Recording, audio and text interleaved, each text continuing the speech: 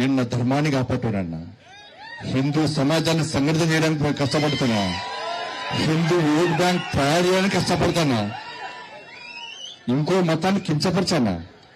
ఆ టోపీ పెట్టుకొని ఓట్లు అడిగే రోజు వస్తే నా తల నరుక్కుంటా చెప్పని పెట్టుకున్నాను. పహల్గాం మర్చిపోయాను, పహల్గాం మర్చిపోలే కదా. పహల్గాంలో హిందువుల అవయవాలు చూసి కాల్చి చంపేసిన హిందువులను మర్చిపోయానా? హిందువుల అవయవాలు చూసి కాల్చి చంపేసినా.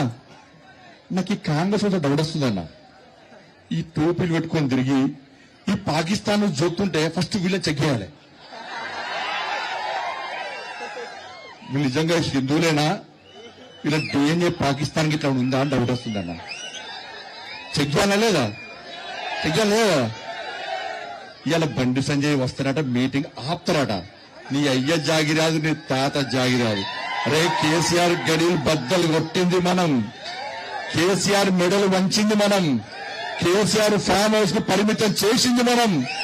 ఈ తెలంగాణ రాష్ట్రంలో ఎగిరాల్సిన కాషాయ జెండా ఎగరలేకపోయిందన్న బాధ అనిపిస్తుందన్న. మీ లేక ఓట్లే లేక మాకు ఇలా మూర్ఖుడు కేసీఆర్ అంటాడు అని కొడుకు ఇంకా మూర్ఖుడు, ఇంకా మూర్ఖుడు. ఈ మధ్య సింహడాలని